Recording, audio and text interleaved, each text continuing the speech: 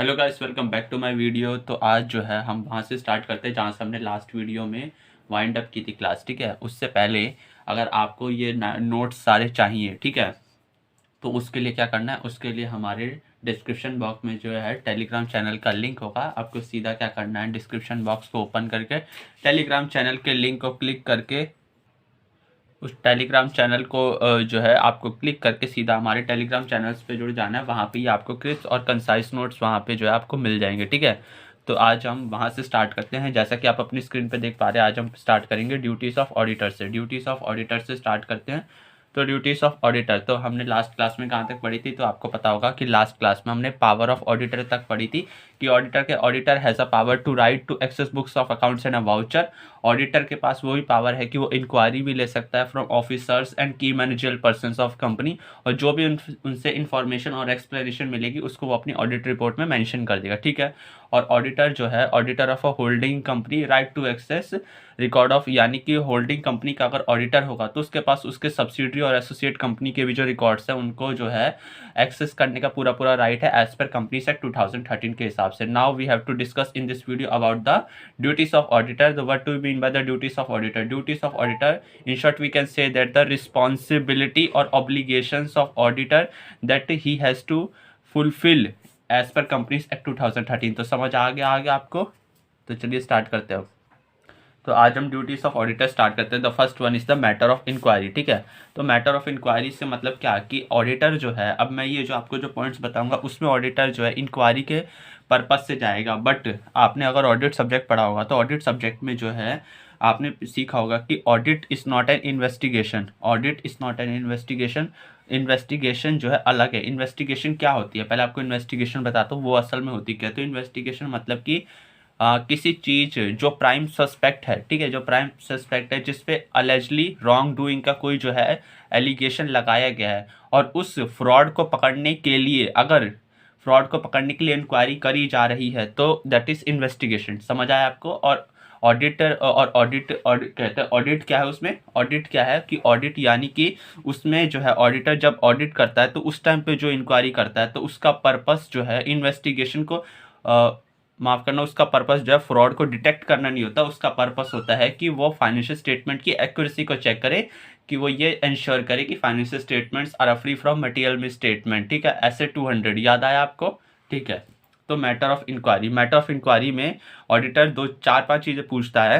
तो आपको company sect में जो बता रखा है उसी के मैंने क्रिप्स और कंसाइज नोट्स बना रखे हैं।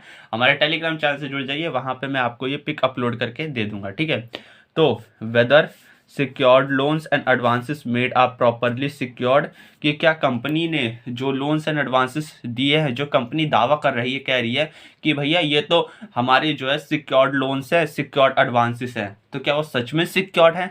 देखिए लिखा है ना आर प्रॉपरली, क्या वो सच में सिक्योर्ड है, प्रॉपरली तरीके से सारी कंप्लायंसेस को फॉलो करके सिक्योर करे गए हैं, ये चेक करेगा ऑडिटर।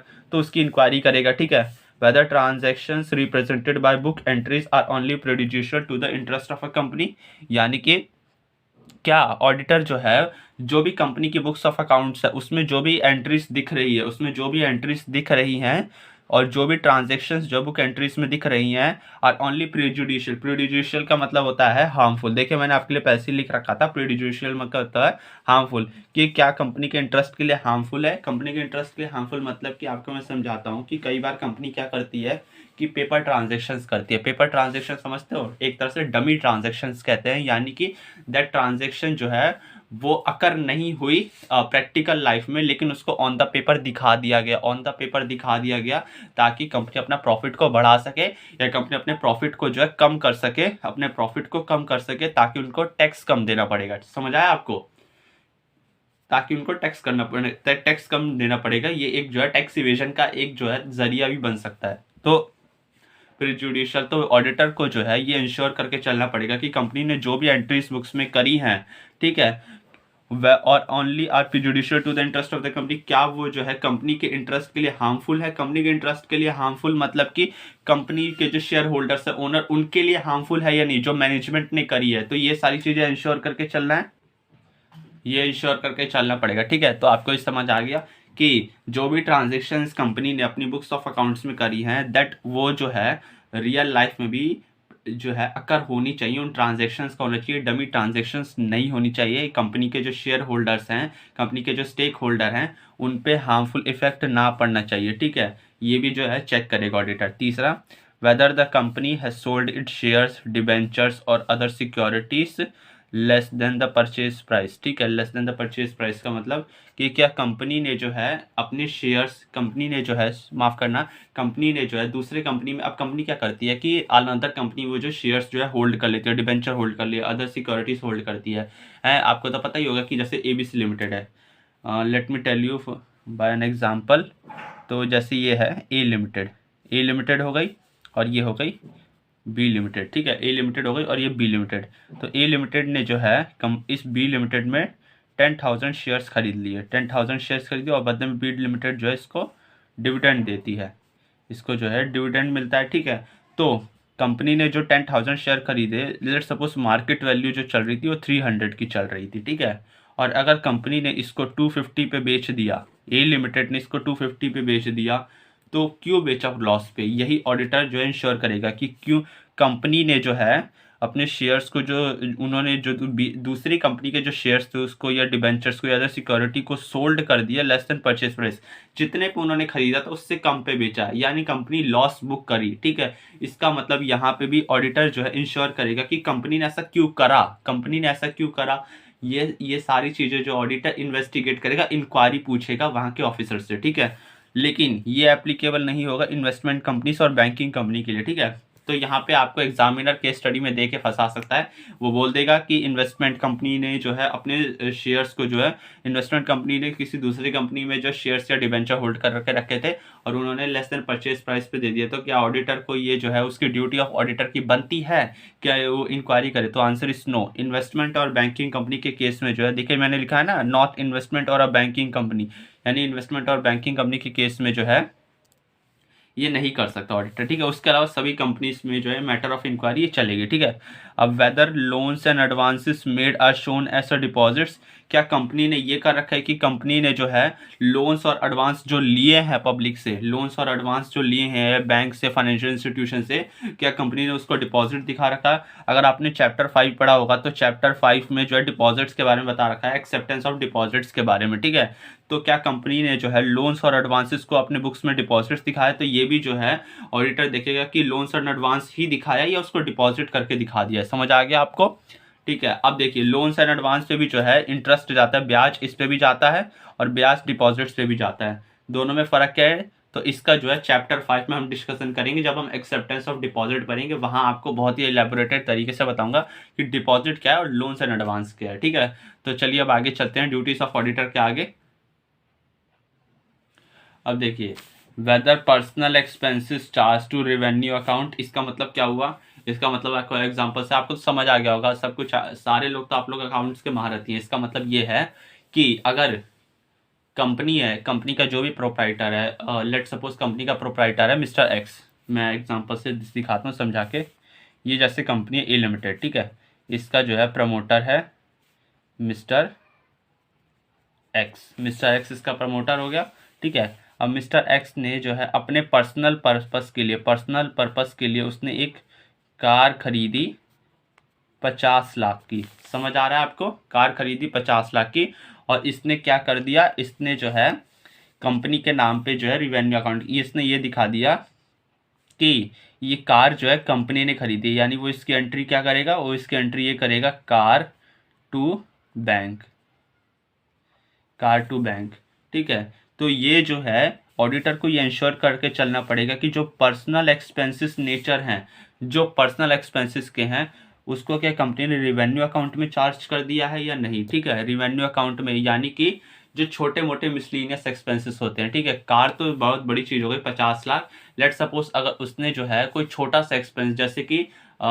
उसको कहीं जाना था, ट्रैवलिंग एक्सपेंस, तो ट्रैवलिंग एक्सपेंस उसका पर्सनल नेचर का खर्चा था, यानी वो जहाँ भी गया ऑफिस के काम की वजह से नहीं गया, घूमने के लिए गया था, जैसे कि घूमने के लिए कुल्लू मनाली चला गया या फिर कश्मीर चला गया या फिर गोवा चला गया या कहीं भी चला गया, तो वो अपने पर्सनल पर्पस छुट्टियों के लिए गया था, तो उसमें जो भी उसका ट्रैवलिंग एक्सपेंस लगा वो क्या उसने जो है रेवेन्यू अकाउंट में चार्ज कर दिया, तो ये भी ऑडिटर इंश्योर करेगा, ठीक है। आइडियली अकाउंटिंग स्टैंडर्ड्स मना करते हैं, क्योंकि पर्सनल एक्सपेंसेस को जो है पर्सनल नेचर का रखा जाता है, उसको आप जो एंटिटी के अकाउंट्स में नहीं ला सकते, ठीक है। तो आपको तो पता ही होगा ये बात, ठीक है। अब अगला, और क्या करेगा ऑडिटर कि if shares allotted for cash, अगर शेयर्स जो हैं अलॉट करें कंपनी ने कैश में, ठीक है, वेदर कैश रिसीव और not plus position stated in books is not misleading. तो क्या कहेगा पॉइंट, तो आपको ये पॉइंट देखो समझाता हूँ, तो ध्यान से समझने इस पॉइंट को। तो इसका मतलब देखिए क्या होता है, इसका मतलब ये है कि अगर कंपनी ने जो है, जैसे आपको तो पता होगा, अब आपने इश्यू ऑफ शेयर्स 12th में पढ़ा था, तो इश्यू ऑफ शेयर में हम एंट्री क्या करते थे, हम सर एंट्री ये करते थे, हम पहले लिखते थे bank account debit to share application account, और फिर उसके बाद हम लिखते थे share application account debit to share capital account, share application account debit to share capital account, और एज रिजर्व एंड सरप्लस होता था तो रिजर्व एंड सरप्लस भी लिखते थे हम, ठीक है, रिजर्व एंड सरप्लस भी लिखते थे। तो आपको तो याद ही होगा ये सब कुछ, ठीक है, ये सारी चीज़ें याद होंगी। तो सेम यही चीज़ है कि अगर कंपनी ने जो है, अगर कंपनी ने शेयर्स को अलॉट कर रखे हैं, ठीक है, भले ही उनको कैश रिसीव हुआ हो या ना हुआ हो, और उनकी जो बुक्स है, कंपनी की जो फाइनेंशियल स्टेटमेंट है ना, फाइनेंशियल स्टेटमेंट मतलब बैलेंस शीट और पीएनएल, तो कंपनी की जो बैलेंस शीट और जो पीएनएल है, कंपनी की जो बैलेंस शीट और जो पीएनएल है, वो उसमें पोजीशन स्टेटेड जो है मिसलीडिंग ना हो, मिसलीडिंग ना हो, ये चीज़ भी है शो करनी पड़ेगी, ठीक है, मिसलीडिंग ना हो। तो समझ आ गया आप, मिसलीडिंग का मतलब क्या होता है, मिसलीडिंग का मतलब एक्चुअल में हुआ कुछ और, तुम दिखा रहे हो कुछ और, समझे, एक्चुअल में हुआ कुछ और, तुम दिखा रहे हो कुछ और। यानी कि कंपनी, वो ऑडिटर जो है वो ये भी इंश्योर करेगा कि कंपनी की जो पोजीशन है, यानी कंपनी की जो बैलेंस शीट है, जब मैं पोजीशन की बात करूँ तो I am talking about balance sheet, ठीक है, कि कंपनी की जो फाइनेंशियल पोजीशन है, ठीक है, वो स्टेटेड इन बुक्स, जो उनके बुक्स में दे रखी है, वो मिसलीडिंग ना हो, यानी उसकी जो है बैलेंस शीट मिसलीडिंग ना बनाई गई हो, और उनके बाकी भी जो बुक्स ऑफ अकाउंट्स है वो मिसलीडिंग ना हो, तो ऑडिटर ये इंश्योर करके चलेगा। और ये जो है ये वाला भी जो है इंश्योर करके चलेगा, ठीक है, वेदर कैश रिसीव और नॉट, शेयर्स अलॉट करे गए हैं या कैश में, या फिर उसको बिना कैश लिए अलॉट कर दिए गए, ये भी ऑडिटर जो है इसको भी वेरीफाई करेगा, ठीक है, इसको भी वेरीफाई करेगा। आपने पढ़ा होगा ऑडिटर में, ऑडिट एंड ऑडिटर्स में SAAE, SAAE का मतलब होता है सफिशेंट अप्रोप्रिएट ऑडिट एविडेंस, ठीक है, उसकी मदद से जो है ये सारी चीज़ें वेरीफाई होती हैं। मैं यहाँ लिख देता हूँ SAAE, SAAE मतलब सफिशेंट अप्रोप्रिएट ऑडिट एविडेंस, समझ आ गया, सफिशेंट अप्रोप्रिएट ऑडिट एविडेंस। तो इसकी मदद से जो है ऑडिटर वेरीफाई करता है, चेक करता है, यानी कि SAAE सफिशिएंट अप्रोप्रिएट से वो चीज़ को वेरीफाई करेगा। तो समझ आ गया आपको। अब उसका दूसरा क्या काम है, ऑडिटर का पहला काम क्या था, मैटर ऑफ इंक्वायरी। तो मैटर ऑफ इंक्वायरी में हमने 6 चीज़ें देखी। तो क्या पहली चीज़ हमने ये देखी कि याद कीजिए, पहली चीज़ हमने ये देखी कि क्या सिक्योर्ड लोन्स एंड एडवांस जो कंपनी ने दिए हैं कि वो प्रॉपरली सिक्योर्ड हैं भी या नहीं, ठीक है, क्या कंपनी ने जो है शेयर्स को जो अलॉट करा है वो कैश रिसीव करने के बाद करा है या नहीं करा है, प्लस कंपनी की जो फाइनेंशियल स्टेटमेंट है वो मिसलीडिंग ना दिखाई गई हो, ठीक है, पर्सनल एक्सपेंसेस को रेवेन्यू अकाउंट में चार्ज ना कर दिया गया हो। और क्या पॉइंट था, याद कीजिए। हाँ, याद आ गया। देखिए, पहला ये था कि कंपनी ने जो है अपने शेयर्स को जो है डिबेंचर्स को, कंपनी ने दूसरे कंपनी के शेयर्स को, डिबेंचर्स को, बॉन्ड्स को जो है परचेज प्राइस से कम वैल्यू पे सोल्ड कर दिया। तो क्यों किया, ये भी ऑडिटर को इंक्वायरी करनी पड़ेगी, ठीक है। और कंपनी ने जो लोन्स एंड एडवांस लिए पब्लिक से, फाइनेंशियल इंस्टीट्यूशन से, बैंक से, गवर्नमेंट से, उसको कंपनी ने अपने बुक्स में डिपॉजिट्स दिखाया है या नहीं दिखाया, इस चीज़ को भी देखेगा वो, ठीक है। और क्या चीज़ रह गया, एक लास्ट में चीज़ याद कीजिए, कौन सी चीज़ रह गई, अब आप याद करके बताएंगे। अभी याद किया आपने, याद आ रहा है आपको, चलिए मैं आपको बता देता हूँ अगर याद नहीं आ रहा तो इसका मतलब ये वो लास्ट वाला जो है वो रह गया था कि क्या कंपनी की जो बुक्स ऑफ अकाउंट्स में जो एंट्री दिख रही है वो उनके शेयर होल्डर्स, स्टेक होल्डर्स के लिए हार्मफुल है या नहीं, यानी डमी ट्रांजेक्शन्स की मैं बात कर रहा हूँ। याद आया आपको? हाँ, तो चलिए अब अगला चलते हैं। अब ऑडिटर जो है मैटर ऑफ इंक्वायरी कर लेगा, देन उसका अगला काम क्या है, ऑडिटर का काम है ऑडिट रिपोर्ट बनाना क्या, ऑडिट रिपोर्ट, ऑडिट रिपोर्ट तैयार करना ऑडिटर का काम होता है, making a report by auditor, ठीक है। तो इसके प्रोविजन पढ़ते हैं कि कंपनी एक्ट क्या कहते हैं इसके बारे में, ठीक है। तो report to members of company on accounts examined plus financial statements to be shown at general meeting. क्या कह गया पॉइंट, ये तो इस पॉइंट को ध्यान से समझिएगा, इंपॉर्टेंट पॉइंट है ये।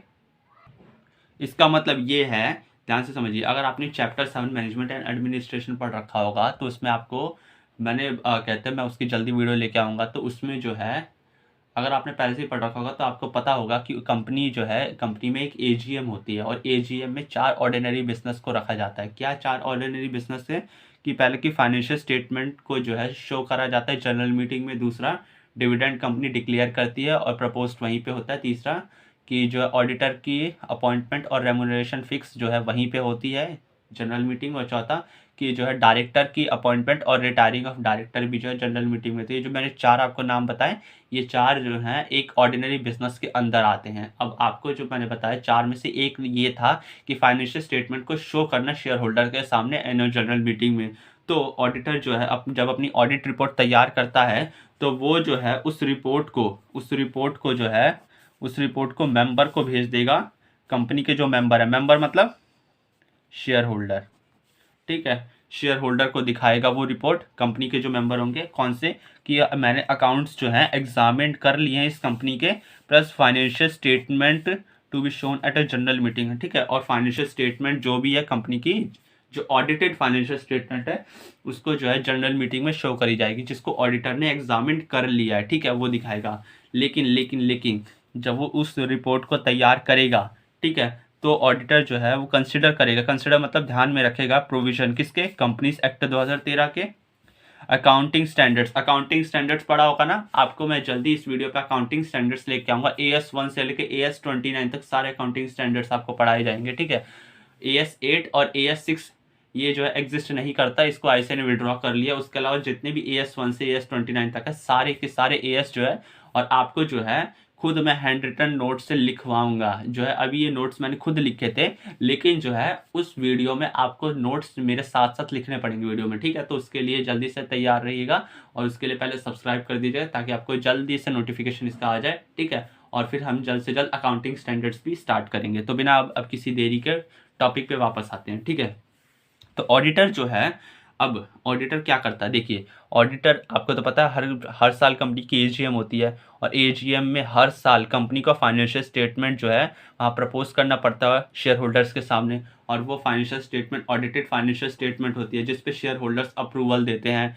तो जो है तो रिपोर्ट जो है वो मेंबर को देगा, यानी शेयर होल्डर को ही देगा ऑडिटर, ठीक है, कि वो क्या बोलेगा कि कंपनी का अकाउंट्स एग्जामिन कर लिया है और फाइनेंशियल स्टेटमेंट को जनरल मीटिंग में शो कर देगा। लेकिन वो रिपोर्ट बनाते हुए जो है कंपनी एक्ट के प्रोविजन का भी ध्यान में रखेगा, अकाउंटिंग स्टैंडर्ड्स भी रखेगा ध्यान में, और स्टैंडर्ड्स ऑन ऑडिटिंग भी रखेगा। स्टैंडर्ड्स ऑन ऑडिटिंग यानी कि जब आप ऑडिट एंड अश्योरेंस पढ़ेंगे, या अगर आपने पढ़ लिया है तो आपको अच्छे से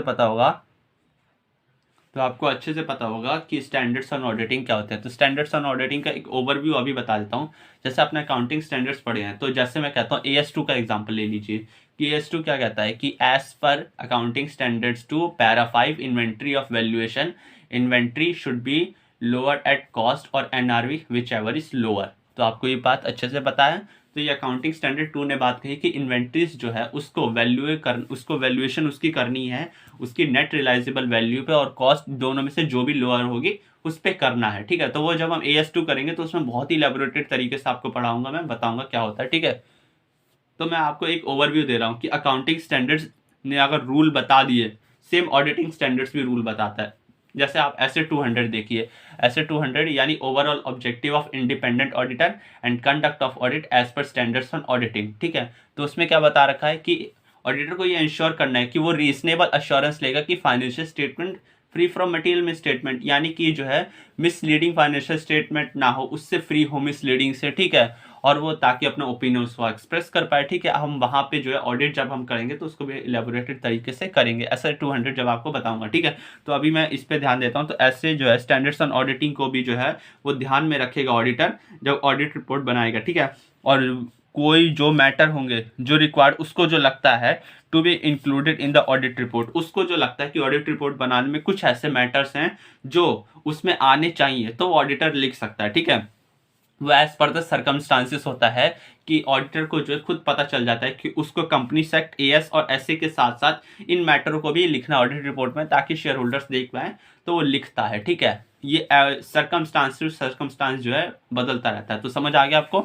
तो अब हम पढ़ेंगे ओपिनियन बाय ऑडिटर। तो ओपिनियन बाय ऑडिटर पढ़ेंगे, तो ये भी इंपॉर्टेंट है, इसको भी ध्यान से सुनिएगा। तो ओपिनियन बाय ऑडिटर, सबसे पहले ओपिनियन बाय ऑडिटर का पहला पॉइंट कि ओपिनियन मतलब क्या, कि भैया ऑडिटर ऑडिट करता क्यों है, with the view to express an opinion thereon. आपने पढ़ा होगा ना कि ऑडिट क्या है। ऑडिट एक इंडिपेंडेंट एग्जामिनेशन है of a financial information of an entity weather profit oriented और नॉट। तो आपको तो पता ही होगा, तो ओपिनियन क्या होता है, with the view to express opinion. अभी मैंने आपको जैसे बताया, ठीक है, तो इसको ध्यान से सुनिएगा, जो मैं आपको पहला पॉइंट बता रहा हूँ कि यही मैंने जो आपको बताया वही है कि ऑडिटर जो अपना एक्सप्रेस करेगा opinion on financial statement examine. भैया जो भी फाइनेंशियल स्टेटमेंट कंपनी मैनेजमेंट ने बनाया होगा, उस फाइनेंशियल स्टेटमेंट को एग्जामिन करेगा। उस फाइनेंशियल स्टेटमेंट को एग्जामिन करने के बाद ऑडिटर को जो भी उसको लगेगा तो अपना ओपिनियन एक्सप्रेस कर देगा, ठीक है, समझ आ गया आपको। तो express his opinion on financial statement examine, समझ आ गया आपको। अब दूसरा पॉइंट ये क्या है, express opinion to the best of his knowledge and information. पढ़ते ही समझ आ गया कि उसको जो है अपना एक्सप्रेस जो है ओपिनियन को जो एक्सप्रेस करना है वो उसकी बेस्ट ऑफ हिज नॉलेज होनी चाहिए और इन्फॉर्मेशन, यानी कि उसने जो है फाइनेंशियल स्टेटमेंट को जब वेरीफाई करा, जब उसको एग्जामिन करा, तब उसने सारे के सारे स्टैंडर्ड्स ऑन ऑडिटिंग को फॉलो किया, सारे के सारे अकाउंटिंग स्टैंडर्ड्स को देखा, कंपनीज एक्ट को देखा, चार्टेड अकाउंटेंट्स एक्ट 1949 को देखा, और इस सब को देखने के बाद उसने अपनी बेस्ट ऑफ नॉलेज और इन्फॉर्मेशन के हिसाब से उसने अपना ओपिनियन को एक्सप्रेस कर दिया, ठीक है। तीसरा क्या, फाइनेंशियल स्टेटमेंट जो है give true and fair view of companies financials, profit and loss plus cash flow of year. कि वो ये भी देखेगा क्या फाइनेंशियल स्टेटमेंट जो है, वेदर फाइनेंशियल स्टेटमेंट जो है वो ट्रू एंड फेयर पिक्चर दिखा रहे। ट्रू एंड फेयर पिक्चर मतलब जो असल जिंदगी में हुआ है, प्रैक्टिकल लाइफ में, वही चीज बुक्स में दिख रही है। कोई भी फैब्रिकेटेड डॉक्यूमेंट नहीं बनाए, कोई भी फैब्रिकेटेड वो एडिट नहीं करा, उसमें कोई भी जो है फैब्रिकेटेड तरीके से जो है उसमें चेंजेस नहीं करे, ठीक है। जो प्रैक्टिकल लाइफ में हुआ है उसको बुक्स में दिखाया गया है, समझ आ गया आपको। तो उसी को कहते हैं true and fair view. True and fair view का मतलब कि सच और बिल्कुल जो है ट्रांसपेरेंसी, यानी कि जो हुआ है वो दिख रहा है, that is true and fair view, ठीक है। तो उसको ये भी जो है चेक करना पड़ेगा कि कंपनी के फाइनेंशियल स्टेटमेंट जो है वो ट्रू एंड फेयर व्यू दे रहे हो कंपनी की फाइनेंशियल्स का, प्लस उसके प्रॉफिट एंड लॉस भी दे रहे हो, और कैश फ्लो स्टेटमेंट भी जो है CFS AS3 वो भी दे रहे हो, ठीक है। तो आपको समझ आ गया आपको, ठीक है। तो अब ये जो है आप थोड़ा रिवाइज कर लीजिए, और रिवाइज करने के बाद हम अगले टॉपिक पे चलते हैं। तो इस वीडियो को पॉज करके यहाँ तक रिवाइज कर लीजिए और उसके बाद हम अगले टॉपिक पे चलते हैं। अब हम फोर्थ पॉइंट में ये पढ़ेंगे कि ऑडिटर की रिपोर्ट में एडिशनल कंटेंट क्या क्या आते हैं, उनको भी हम जो है देखेंगे, ठीक है। तो ओपिनियन बाय ऑडिटर हमने समझ लिया था, और हमने देख लिया था जो मेन जो है कंटेंट आते हैं उनको भी हमने देख लिया था क्या क्या डालेगा, बट एडिशनल कंटेंट भी ऑडिटर डालता है अपनी ऑडिट रिपोर्ट में, ठीक है। तो पहले क्या डालता है कि whether all information and explanation obtained necessary for audit and best of his knowledge and belief। क्या क्या क्या ये पॉइंट क्या कह रहा है, तो पॉइंट क्या कह रहा है आप चीज को समझिए कि जो भी इंफॉर्मेशन और एक्सप्लेनेशन का मतलब क्या होता है। जैसे कि आप एक कंपनी में गए, ठीक है, अब जैसे आप रिलायंस इंडस्ट्री, मैं अपना पुराना एग्जांपल लेके समझाता हूँ। जैसे कि रिलायंस इंडस्ट्रीज है, अब रिलायंस इंडस्ट्री का ऑडिटर जो है वो KPMG प्रपोज हुआ है। अब KPMG प्रपोज हुआ है तो क्या होगा, KPMG जो है वहाँ पे जब उनकी ऑडिट करेगा तो वो क्या करेगा, वहाँ के ऑफिसर्स जो होंगे, CS होंगे, CEO होंगे, CFO होंगे, उनसे वो जो है इंक्वायरी करेगा, और वो जो भी इंफॉर्मेशन और एक्सप्लेनेशन देंगे, ऑडिटर जो भी क्वेश्चन पूछेगा उसकी जो भी इंफॉर्मेशन और एक्सप्लेनेशन जो है वो देंगे, वो ऑडिटर अपने ऑडिट रिपोर्ट में ये बताएगा कि ये सारी इंफॉर्मेशन और एक्सप्लेनेशन जो है ये लेना ज़रूरी था ऑडिट करने के लिए। समझ आ गया आपको, ऑडिट करने के लिए मुझे ये इंफॉर्मेशन लेना ज़रूरी था, ठीक है। ये सारी जो है अपनी ऑडिट रिपोर्ट में वो बताएगा to the best of his knowledge and belief, और अपनी नॉलेज जितनी भी जो है उसको एक्सप्लेनेशन इंफॉर्मेशन मिली नॉलेज से और बिलीफ से, वो सब उसमें जो है नोट डाउन करेगा, ठीक है। तो यही लिखिए कि वेदर ऑल इंफॉर्मेशन की जो भी इंफॉर्मेशन और explanation obtained necessary for audit, यानी कि ऑडिट करने के लिए, उसके बिना ऑडिट नहीं हो सकता था। जो भी ऑडिट करने के लिए इंफॉर्मेशन एक्सप्लेनेशन नेसेसरी थी ऑडिट करने के लिए, जो भी ऑब्टेन करी KPMG ने, ठीक है, to the best of his knowledge and belief, to the best of his knowledge and belief, यानी कि उसको जो भी कहते हैं स्टेटमेंट दी ऑफिसर्स ने, वो उसके हिसाब से जो है काफ़ी बेस्ट ऑफ इस नॉलेज एंड बिलीव थी। और वो उन स्टेटमेंट्स को आपको तो पता होगा इन्फॉर्मेशन एक्सप्लेनेशन को जो है ऑडिटर अपनी ऑडिट रिपोर्ट में भी डालेगा। ठीक है, ऑडिटर अपनी ऑडिट रिपोर्ट में भी इस चीज़ को डालेगा। यानी इस पॉइंट का ये कह रहा है, इस पॉइंट का मतलब यही है, और ये कह रहा है कि इन्फॉर्मेशन और एक्सप्लेनेशन को जो है ऑडिटर अपनी ऑडिट रिपोर्ट में डालेगा टू द बेस्ट ऑफ इस नॉलेज एंड बिलीव, कि जो भी उसने सुना समझा और जो भी उसने जाना पहचाना, जो भी उसने जो है अपनी तरफ से अजम्पशन लगाई, उस चीज को जो है ऑडिट रिपोर्ट में लिख देगा। ठीक है। अब दूसरा कि whether books of accounts required by law properly kept by company. ठीक है, तो ये पॉइंट क्या कह रहा है, इस पॉइंट को ध्यान से समझिएगा। तो ये पॉइंट क्या कह गया कि वेदर क्या कंपनी के जो बुक्स ऑफ अकाउंट्स हैं जो required by law properly kept by company, जो लॉ कहता है कि उन बुक्स ऑफ अकाउंट्स को बनाना और कंपनी ने उसको जो है बना के रखा है properly kept by company, plus जो भी रिटर्न्स रिसीव्ड हो रही हैं ब्रांच से not visited by auditor for the purpose of audit. यानी कि लॉ कहता है कि जैसे कंपनी लॉ कहता है कि आपने सेक्शन 129 पढ़ा होगा, तो सेक्शन 129 कहता है कि कंपनी को जो है अपनी फाइनेंशियल स्टेटमेंट्स बनानी पड़ेंगी एज पर अकाउंटिंग स्टैंडर्ड्स के हिसाब से। तो क्या कंपनी ने वैसा करा भी है? क्या कंपनी ने अपनी बुक्स ऑफ अकाउंट्स जो हैं, जो लॉ के द्वारा रिक्वायर्ड थी, उसको प्रॉपर्ली केप्ट करा है कंपनी ने या नहीं करा है? ये भी ऑडिट रिपोर्ट में लिखता है। और क्या लिखता है कि जो भी उसकी ब्रांच थी जो ऑडिटर ने विजिट नहीं करी, उस ब्रांच से रिटर्न रिसीव हो रहा है या नहीं for the purpose of audit. ठीक है, उस ऑडिट के पर्पस से रिटर्न रिसीव हुआ उसको या नहीं हुआ, वो भी उस चीज को ऑडिट रिपोर्ट में मेंशन करेगा। ठीक है, आपको समझ आ रहा है अब? ठीक है। Whether reports of branch office, क्या जो ब्रांच ऑफिस से जो रिपोर्ट्स आई, जो भी रिटर्न आई, have been sent to company's auditor. ठीक है, whether reports of branch office have been sent to company's auditor if the accounts of branch office are audited by person other than company auditor। इसका मतलब क्या कह गया sir ये? तो इसका मतलब ध्यान से सुनिए क्या कह रहे हैं पॉइंट। आपको ये समझाने के लिए मैं एक एग्जांपल लेता हूँ। जैसे कि एग्जांपल ले लेता हूँ मैं रिलायंस इंडस्ट्रीज का। ठीक है, रिलायंस इंडस्ट्रीज नहीं, मैं टाटा कंसल्टेंसी सर्विसेज का इस बार एग्जांपल लेता हूँ। ठीक है, तो टीसीएस की कंपनी है। ठीक है, टीसीएस की कंपनी में अपॉइंट हुआ इस बार डेलॉयट ऑडिटर अपॉइंट हुआ। ठीक है, डेलॉयट जो है प्रपोज्ड ऑडिटर अपॉइंट हुआ। ठीक है, जो है टीसीएस का वो ऑडिट करेगा। ठीक है, अब टीसीएस की एक ब्रांच है टाटा मोटर्स, है ना, टाटा मोटर्स उसकी सब्सिडरी कंपनी है। तो टाटा मोटर्स जो है वो कहते हैं ब्रांच ऑफिस, टाटा मोटर्स जो उसकी जो है ब्रांच ऑफिस हो गई।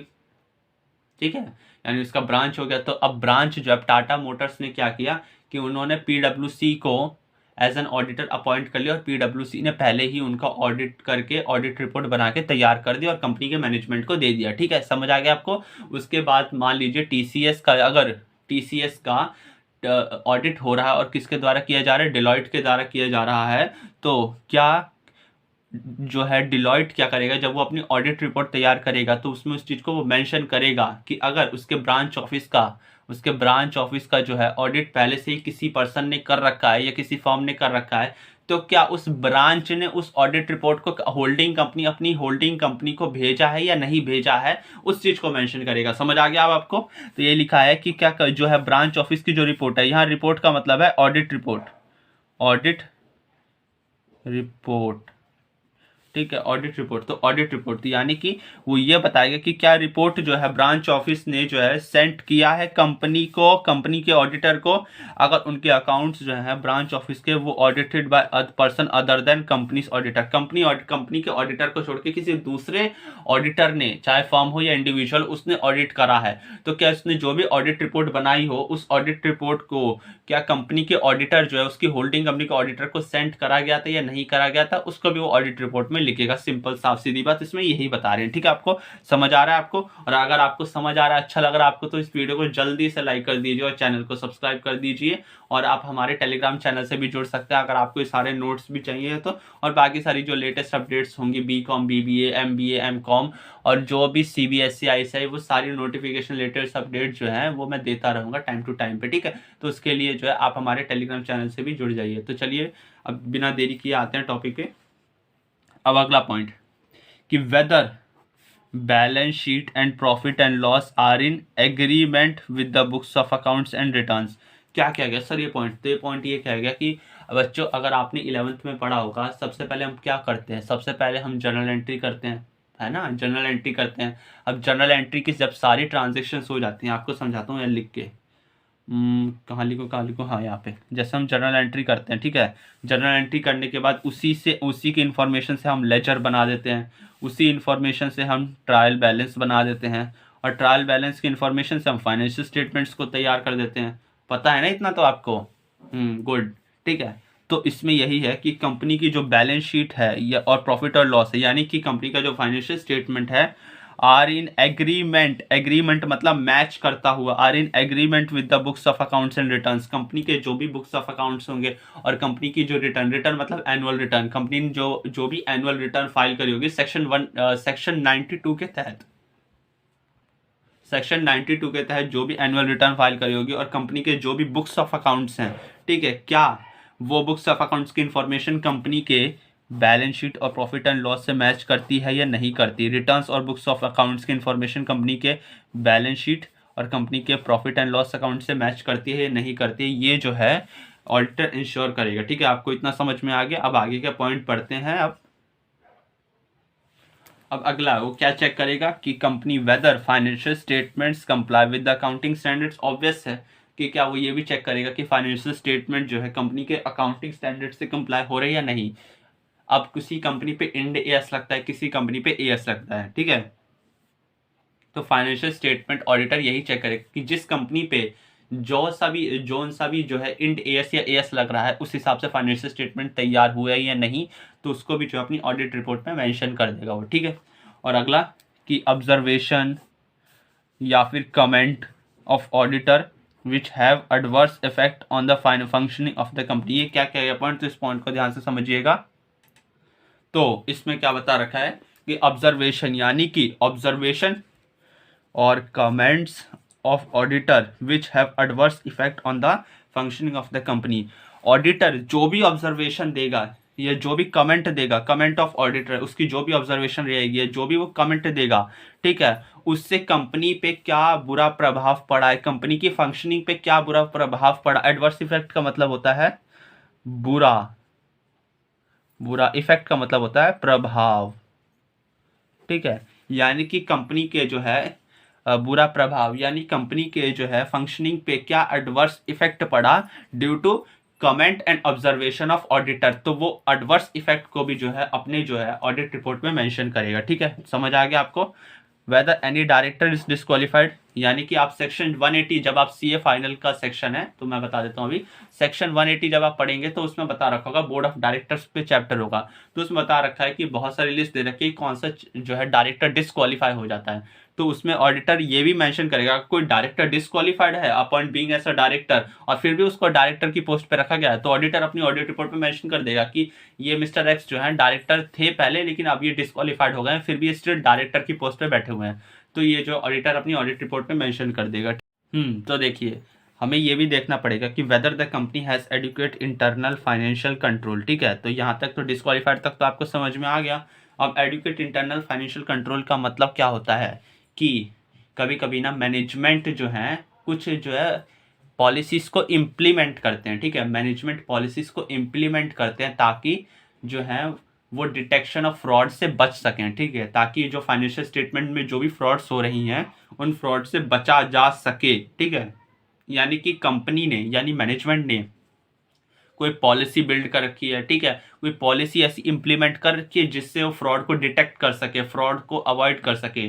तो क्या मैनेजमेंट ने ये कर रखा है। ठीक है, आप ऑडिट एंड ऑडिटर्स में इसको बहुत ही इलेबोरेटेड तरीके से पढ़ेंगे, यहाँ पे आपको बस इंटरनल फाइनेंशियल कंट्रोल तक याद रखना है। ठीक है, तो आप सीधा समझिए इंटरनल फाइनेंशियल कंट्रोल मतलब क्या होता है कि मैनेजमेंट क्या करती है कि बहुत सारी पॉलिसीज जो हैं वो पॉलिसीज आप ऑडिट में पढ़ेंगे। ठीक है, तो वो जो पॉलिसीज हैं वो क्या कहते हैं इम्प्लीमेंट करती हैं, वो पॉलिसीज को इम्प्लीमेंट करती हैं ताकि वो जो है फ्रॉड को जो है डिटेक्ट कर सके, पकड़ सके या फिर फ्रॉड होने ना दे उन पॉलिसीज की वजह से। समझ आ गया आपको। तो ऑडिटर को ये भी इंश्योर करके चलना पड़ेगा कि क्या कंपनी के पास एडिक्वेट इंटरनल फाइनेंशियल कंट्रोल है, कि मतलब क्या अगर कोई जो है फ्रॉड हो भी जाए तो क्या कंपनी डिटेक्ट कर सकती है अपनी पॉलिसी से, या फिर कंपनी का जो है उससे अवॉइड हो सकती है फ्रॉड से, एडिक्वेट है उनके पास, सफिशिएंट है, तो इसे इंटरनल फाइनेंशियल कंट्रोल कहते हैं। समझ आ गया आपको। अब मैंने आपको इंटरनल फाइनेंशियल कंट्रोल के बारे में बताया, तो इंटरनल फाइनेंशियल कंट्रोल यानी इंटरनल फाइनेंशियल कंट्रोल को IFC भी कहते हैं, और आप ऑडिट में इसको बहुत ही इलेबोरेटेड तरीके से पढ़ेंगे। लेकिन मैंने यहाँ आपको बता दिया कि मैनेजमेंट कुछ ऐसी पॉलिसीज को इम्प्लीमेंट करती है ताकि वो लोग फ्रॉड को डिटेक्ट कर सके, ठीक है, ताकि वो लोग फ्रॉड को डिटेक्ट कर सके, अपने जो है फ्रॉड से बच सके और उसको पकड़ सके, ठीक है। लेकिन एडुकेट इंटरनल फाइनेंशियल कंट्रोल जो है ये इन कंपनियों को बनाने की बिल्कुल जरूरत नहीं है, इन कंपनियों के लिए एप्लीकेबल बिल्कुल नहीं होगा provision adequate financial in control का प्रोविजन के लिए, ठीक है। एक OPC यानी OPC के लिए, OPC के जो मैनेजमेंट होंगे उनको एडुकेट इंटरनल फाइनेंशियल कंट्रोल यानी इंटरनल फाइनेंशियल कंट्रोल बनाने की जरूरत नहीं है। स्मॉल कंपनी जिसका जो है 4 करोड़ जो है शेयर कैपिटल होना चाहिए, 40 करोड़ जो है उनकी टर्नओवर होनी चाहिए। अगर 4 करोड़ और 40 करोड़ है तो स्मॉल कंपनी होती है, ठीक है। और वो प्राइवेट कंपनी जिसकी टर्नओवर 50 करोड़ से कम है, यानी कि वो प्राइवेट कंपनी जिसकी सेल्स 50 करोड़ से कम है एक साल में, ठीक है, प्लस उसकी जो एग्रीगेट बोरोइंग्स समझते हैं ना, लोन्स एडवांस, ठीक है, तो उसकी जो भी एग्रीगेट बोरोइंग्स है बैंक से, फाइनेंशियल इंस्टीट्यूशन से या किसी भी बॉडी कॉर्पोरेट से, वो 25 करोड़ से कम है, 25 करोड़ से कम है। तो आपको समझ आ गया, तो 25 करोड़ से कम है तो वो प्राइवेट कंपनी जिनका टर्नओवर भी 50 करोड़ से कम होना चाहिए और उनके लोन्स भी जो है वो 25 करोड़ से कम होना चाहिए। अगर ऐसा है तो उसको जो है उस प्राइवेट कंपनी को भी एडुकेट इंटरनल फाइनेंशियल कंट्रोल जो है प्रोविजंस को एप्लीकेबल मानने की जरूरत बिल्कुल भी नहीं है, उनको एग्जम्पशन दे दी गई है, ठीक है। तो यही बोला गया कि एग्जम्पशन एप्लीकेबल तभी होगा अगर if no default in filing of financial statement and और एनुअल रिटर्न, कि अब आप फाइनेंशियल स्टेटमेंट और एनुअल रिटर्न की फाइलिंग में डिफॉल्ट नहीं करोगे तभी आपको जो है एग्जम्पशन मिलेगी, ठीक है, एग्जम्पशन मिलेगी। एक बार मैं समझा देता हूँ, रुकिए दोबारा से समझाता हूँ इसी को मैं, माफ कीजिएगा वो मैंने थोड़ा सा ऊपर स्लाइड नहीं किया, तो मैं दोबारा से समझाता हूँ कि एग्जम्पशन जो है तभी एप्लीकेबल होगी अगर कोई डिफॉल्ट ना कराओ इन फाइलिंग ऑफ फाइनेंशियल स्टेटमेंट और एनुअल रिटर्न में, ठीक है, कि एनुअल रिटर्न और फाइनेंशियल स्टेटमेंट में अगर आप कोई डिफॉल्ट ना करे फाइलिंग में तो आपको एग्जम्पशन मिल जाएगी इन 3 कंपनियों के। कौन? OPC small company, private company whose turnover is less than 50 crore and aggregate borrowing from banks and financial institution or from any body corporate is less than 25 crores। तो ऐसे आपको लिखना है, ठीक है। But exemption will be granted if no default in filing of financial statement और annual return. तो समझ आ गया आपको, ऐसे लिखना पड़ेगा, ठीक है। तो अब हम पढ़ेंगे rule 11 of companies audit and auditors rules 2014। तो ये रूल 11 क्या कहता है, इस रूल 11 को भी एक बार देख लेते हैं फटाफट से, ठीक है। तो रूल 11 जो है, रूल 11 अब पढ़ते हैं, companies audit and auditor rules 2014, ठीक है। तो रूल 11 में पहला रूल क्या है कि ना ऑडिटर को जो है डिस्क्लोज करना पड़ेगा impact of pending litigation. Pending litigation का मतलब क्या होता है? तो पेंडिंग लिटिगेशन का मतलब होता है अगर कोई कंपनी पे पेंडिंग कोई कोर्ट का केस चल रहा है, उन पे कोई ऑब्लिगेशंस चल रही हैं, ठीक है, तो उसका क्या इम्पैक्ट है कंपनी के बिजनेस ऑपरेशंस पे, उसको डिस्क्लोज करना पड़ेगा, ठीक है। Provisions for foreseeable material losses on long term contract, company जो भी लॉन्ग टर्म कॉन्ट्रैक्ट में आई, ठीक है, तो लॉन्ग टर्म अगर कॉन्ट्रैक्ट में आ रही और अगर कंपनी को लग रहा है कि इन फ्यूचर उनको जो है लॉसेस हो सकते हैं, मटेरियल लॉसेस हो सकते हैं, फोरसीएबल मतलब कि फ्यूचर, ठीक है, अगर कंपनी कोई डेरिवेटिव कॉन्ट्रैक्ट में या लॉन्ग टर्म कॉन्ट्रैक्ट में आई और उनको लगता है कि फोरसेबल मटेरियल लॉसेस हो सकते हैं, तो कंपनी ने क्या उसके लिए प्रोविजंस बनाए हैं, हाँ या ना? इसको भी जो ऑडिटर डिस्क्लोज करेगा, ठीक है, अपनी ऑडिट रिपोर्ट में। Plus delay in transferring amount to IPF। IPF का मतलब होता है इन्वेस्टर, यहां लिख लीजिए, investor education protection, investor education protection fund authority of India, ठीक है, investor education protection fund authority of India. यानी कि इन्वेस्टर एजुकेशन प्रोटेक्शन फंड में जो है IPF में है, जो पैसे ट्रांसफर करने थे उसमें जो कंपनी ने डीले कर दिया, तो क्यों करा? अब आप ये जो है इलेबोरेटेड तरीके से जो है पेमेंट ऑफ डिविडेंड में पढ़ेंगे कि IPF में कंपनी पैसे क्यों ट्रांसफर करती है। अभी यहाँ पे समझिए कि अगर कंपनी ने डीले कर दिया तो क्यों किया, उसको भी ऑडिट रिपोर्ट में डालेगा। और अगर कमेंट जो है नेगेटिव या फिर क्वालिफाइड दी है ऑडिटर ने, कमेंट अगर उसने नेगेटिव या क्वालिफाइड दिए हैं ऑडिटर ने, तो stating reason for such comment, तो वो ये भी बताएगा कि मैंने ऐसे कमेंट क्यों दिए हैं। ठीक है, समझ आ गया आपको? तो आपको ये समझ आ गया stating reason for such comment कि वो अपने ही उसने जो नेगेटिव या क्वालिफाइड कमेंट दिए हैं तो क्यों दिए हैं, वो भी उसका रीजन जो है ऑडिट रिपोर्ट में लिख के देगा। तो आज हम जो है कंप्लायंस ऑफ ऑडिटिंग स्टैंडर्ड्स और सेक्शन 144 जो है, सेक्शन 144 ये और ये जो है हम आज 2 टॉपिक ये करेंगे और इसके बाद आज फिर हम क्लास को वाइंड अप करेंगे। ठीक है, तो फिर जो हम ये 2 टॉपिक करेंगे, उसके बाद जो है मैं कोशिश करूंगा अगली 2 या 3 क्लास में आपको ये पूरा चैप्टर खत्म करा दूं, क्योंकि ये चैप्टर काफ़ी जो है ज़्यादा लेंथी है, तो आपको रिवाइज फ्रीक्वेंट बेसिस पे करना पड़ेगा। ठीक है, और ये अच्छा चैप्टर भी है, बढ़िया लगा चैप्टर मेरे को भी पढ़ के, और आई होप सो आपको भी बढ़िया लगा होगा चैप्टर। ठीक है, तो हम पढ़ रहे थे कंप्लायंस ऑफ ऑडिटिंग स्टैंडर्ड्स। मैंने जैसा कि आपको बताया था कि एक ऑडिटर को कंपनीज एक्ट का कंप्लायंस करना होता है, अकाउंटिंग स्टैंडर्ड्स का करना होता है, ऑडिटिंग स्टैंडर्ड्स का करना होता है, और matter required to be stated जो है उसको करना पड़ेगा ऑडिट रिपोर्ट में। ठीक है, ये आपको चीज़ें पता थी। अब उसमें भी जो है उसको जो ऑडिटिंग स्टैंडर्ड्स है, कंपनी लॉ क्या कहता है कि ऑडिटर को ऑडिटिंग स्टैंडर्ड्स के हिसाब से ऑडिट करना है। ठीक है, तो यही हम पढ़ेंगे कि कंप्लायंस, उसको जो है कंप्लायंस फॉलो करना पड़ेगा ऑडिटिंग स्टैंडर्ड्स को। तो उसके कुछ पॉइंट्स मैंने यहाँ लिख रखे हैं। ठीक है, तो पहला पॉइंट क्या है कि हर auditor, every auditor to comply with standards on auditing. भैया साफ साफ कंपनी लॉ ने लिख के दे दी है कि सारे ऑडिटर स्टैंडर्ड्स ऑन ऑडिटिंग के जो है रूल्स को कंप्लाई करेंगे ही करेंगे, कोई ब्रेक नहीं करेगा रूल को। दूसरा, सेंट्रल गवर्नमेंट जो है वो प्रिस्क्राइब करती है स्टैंडर्ड्स ऑन ऑडिटिंग को, आपको तो अच्छे से पता ही होगा। और any related amendment as recommended by ICAI after consulting with NFRA, यानी कि सेंट्रल गवर्नमेंट जो है स्टैंडर्ड्स ऑन ऑडिटिंग को वही प्रिस्क्राइब करते हैं, वही इशू करते हैं, या फिर कोई भी उनमें अमेंडमेंट लाना हो, रिलेटेड अमेंडमेंट लाना हो तो वो भी लाते हैं सेंट्रल गवर्नमेंट। कैसे लाते हैं या कैसे नया ऐसे वो लाते हैं, तो पहले आईसीआई क्या करती है, उन स्टैंडर्ड्स ऑन ऑडिटिंग को बनाती है। आईसीआई मतलब institute of chartered accountants of India.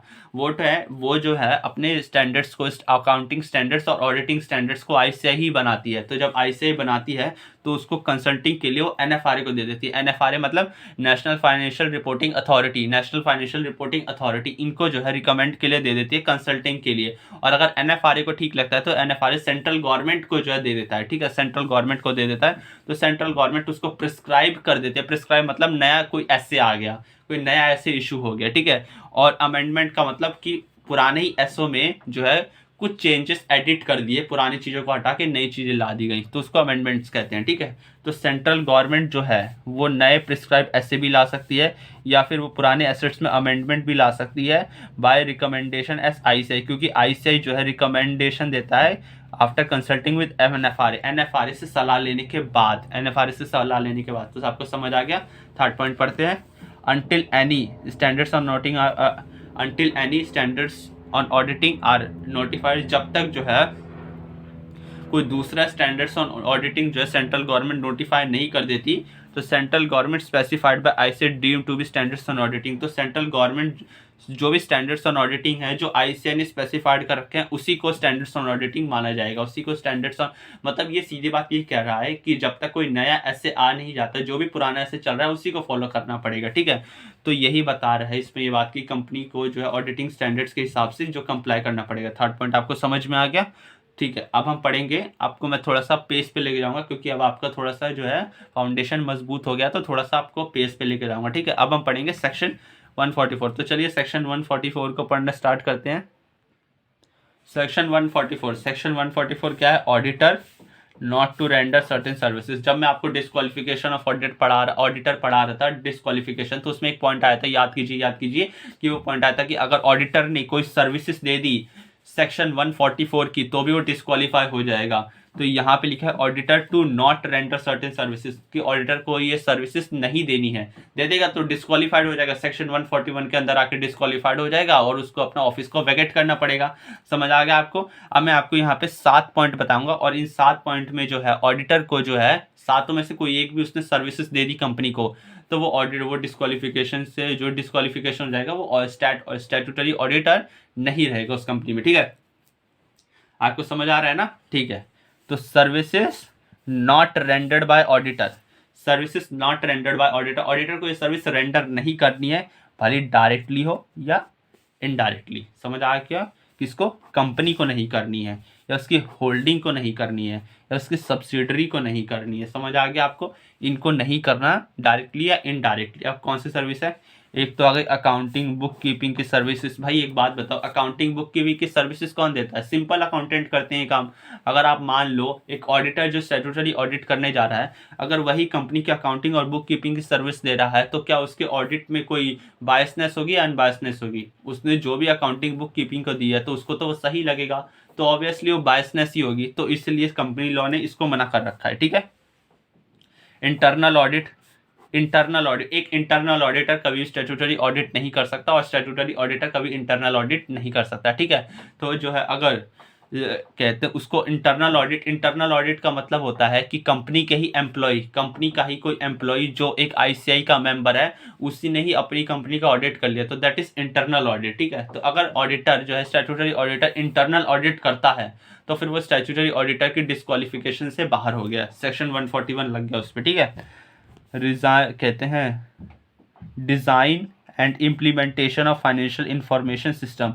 Financial information system जो कंपनी का फाइनेंशियल इंफॉर्मेशन हो गया, चाहे वाउचर हो गया, बिल्स हो गया, जनरल एंट्री लेजर्स हो गया, ट्रायल बैलेंस हो गया, ठीक है, उसको उसने डिज़ाइन करा है, इम्प्लीमेंट करा उन फाइनेंशियल इंफॉर्मेशन सिस्टम को, बाहर हो जाएगा, ठीक है। एक्चुरियल सर्विसेज दी है। एक्चुरियल सर्विसेज मतलब कि उतना ध्यान में जा रही है कि आपको बता दूं, एक्चुरियल सर्विसेज जो है, तो एक्चुअल सर्विसेज मतलब कि इन्वेस्टमेंट की, कि आपको कहाँ इन्वेस्ट करना चाहिए, ठीक है, कि कैसे इन्वेस्ट करनी चाहिए, कितना इन्वेस्ट करना चाहिए। एक्चुरियल सर्विसेज इन्वेस्टमेंट बैंकर की जो सर्विसेज होती है वो, ठीक है। इन्वेस्टमेंट एडवाइजरी उसने दे दी, या फिर इन्वेस्टमेंट बैंकिंग की सर्विसेज दे दी, बाहर हो जाएगा। या फिर उसने कोई ऐसी सर्विसेज दे दी से rendering of outsource financial services उसने जो दे दी, तो भी बाहर हो जाएगा।